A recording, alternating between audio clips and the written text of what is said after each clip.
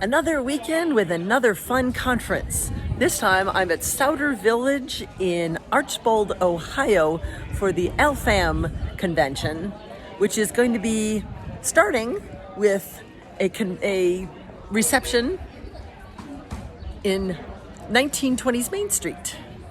Well, it would be a typical small department store for the rural area. It'd be a combination of dry goods and clothing.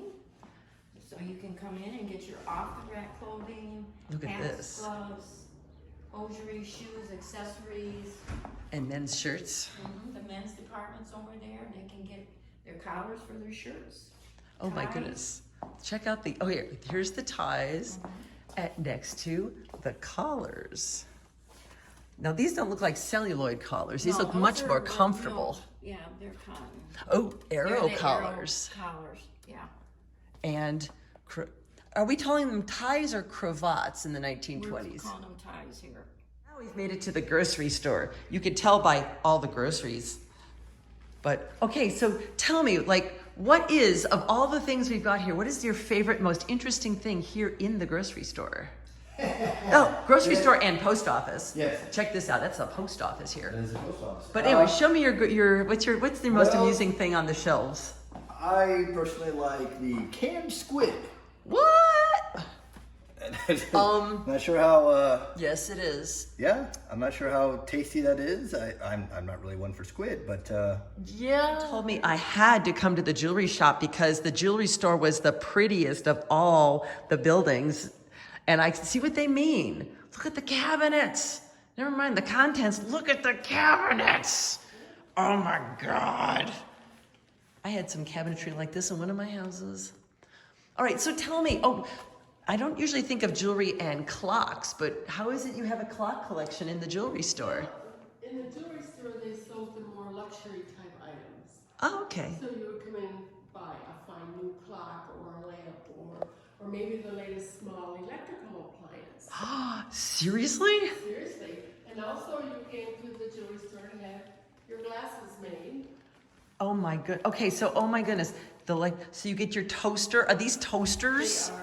They are indeed. So you get your toaster or your silver waffle maker. Okay. It's electric. It's They're electric silver waffle maker. And they The inside of the bank is every bit as beautiful as the outside, including the gentleman banker. So, and if you need to make a deposit, there's the cashier, the teller, and I assume this is for paying bills. Yes, paying your electric bill or your gas bill. How handy. The door right next to this is the door to the gas company, which is upstairs. And it says on the door, bills paid in the bank. A hardware store pretty much sells everything that isn't sold by everybody else, apparently. Not only can you get your nails and your brooms and your washing machines, apparently the hardware store sold things like buggies too. I hope they're not selling the deer on the back wall. But oh my goodness, the saws are pretty impressive.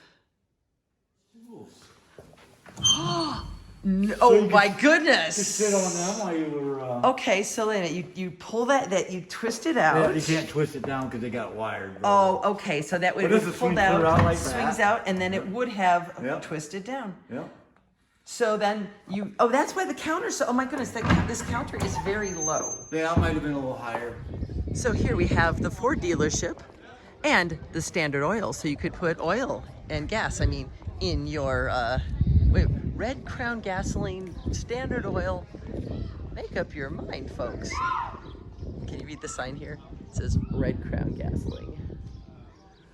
Say it again. 1926 two-door sedan. And here we've got a show because, of course, it's a Ford. But this is, wait a minute, 1926. So this is a sort of a gangster car. If you're in a Hollywood movie, right? We are in the prohibition here, so Oh, there's that. there's a lot of illegal activity going on. Okay, the fact they have shades for the windows is really fun.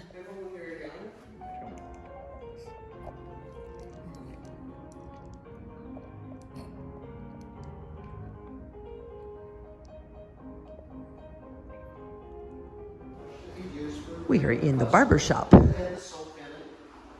Now, this was the 20s, so it was not long after the 1918 Spanish flu epidemic. People were a little more cautious about sanitation, so some of the regular customers would have their own shaving mugs and brushes at the barber shop. They could either bring them in from home or they could buy them at the barber shop. They had catalogs they could order them from. And you could have them as plain as you wanted. Maybe if you were the banker in town wanted to show up, you'd have a real fancy one. But that was that customer's mug and brush. That customer came in, the barber knew right which one to get, would use it for that customer. When he was done, be put away, it wasn't used for any other customers. Now they also use this for communication. This was the Facebook of the day.